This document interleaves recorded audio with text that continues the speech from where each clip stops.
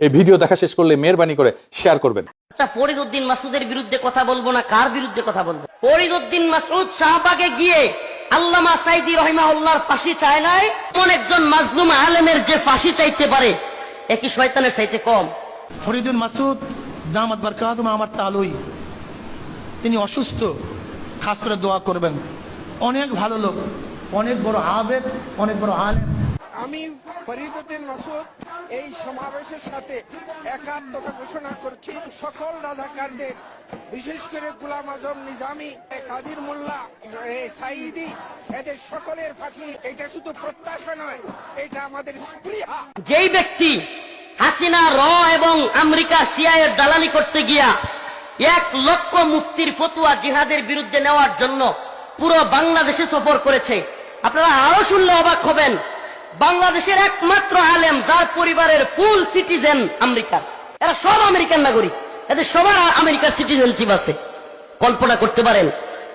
শাহবাগের সেই নাস্তিক প্রেমী ফরিদ উদ্দিন মাসুদের বিরোধিতা করলাম, সে সাইদি রহিমাহুল্লাহর ফাঁসি চাইল, আর আপনারা তার পক্ষ নিয়ে বলেন যারা ফরিদ উদ্দিন মাসুদের বিপক্ষে যাবে তাদের দাঁত ভেঙে ফেলবেন, তাদের চোখ তুলে ফেলবেন, তারা ইসলাম বিদ্বেষী।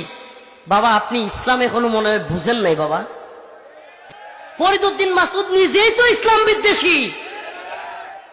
অনেকেই হাসিনা সরকার থাকতে, আল্লাহ লিখে রাখেন, কারাগার থেকে বের হওয়ার পর হাসিনা গভর্নমেন্ট থাকা পর্যন্ত আমি একদিন অনেক আমার বিরুদ্ধে কথা বলা হয়েছে, অনেক খুচাখুচি করা হয়েছে, একটা লেখা দেখান কোন আলেম কিংবা কোন দল কিংবা অনেকেই ভুল করছে কিন্তু আমি সমালোচনা করছি, দেখাইতে পারবেন না।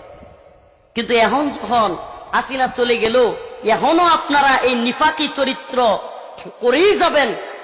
ফরিদ উদ্দিন মাসুদকে আল্লামা বানানোর জন্য যুদ্ধ শুরু করবেন।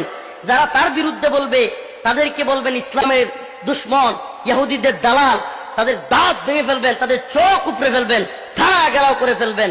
একটা ছবি তুলছে বিড়ি সহ, এরা কয়েকবার ফেলে দিছে, আবার ধরছে, আবার ঘাড়ে ধরে জাতা মারছে, আবার চাপ দিছে, এরপরে ধরাই দিছে।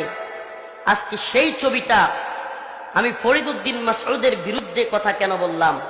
সেজন্য যারা কওমি অঙ্গনের দাবি করে, আমাদের ভাই দাবি করে, আজকে তারা আমাদের ওই রিমান্ডের ছবিটাকে নিয়ে ট্রল করে আমাদেরকে পচানোর চেষ্টা করে। নাউজুবিল্লাহ। আমার জুব্বা খোলা হয়েছে টাইনা, লঙ্গি খোলা হয়েছে, এগুলো খুলে প্যান্ট, শার্ট, গেঞ্জি এগুলো পরানো হয়েছে, বিড়ি ধরায় দেওয়া হয়েছে, তারপরে ছবি তুলছে। আজকে আমার রিমান্ডের ছবি ভাইরাল হয়, ফরিদ উদ্দিন মাসুদের বিরুদ্ধে কথা বললে গোয়েন্দা সংস্থার কাছ থেকে ওই ছবি আপনারা কিভাবে পেলেন? জবাব দিতে হবে জাতির সামনে, জাতির সামনে জবাব দিতে হবে।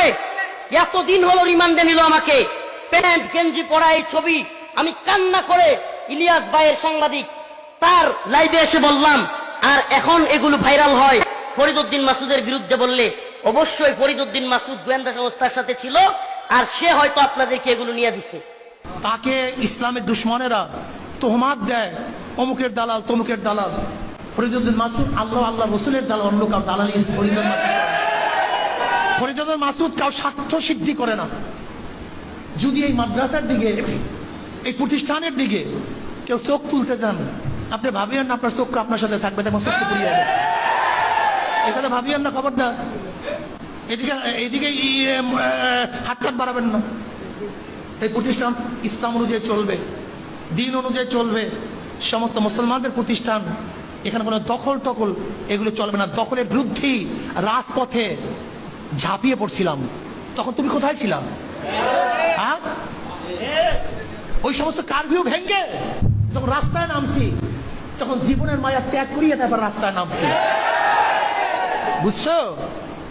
কথাবার্তা সাবধানে কইও। যদি কারোর বিরুদ্ধে মিথ্যা মামলা দাও, আমি স্পষ্ট থানাকে বলবো, কোন থানার ওসি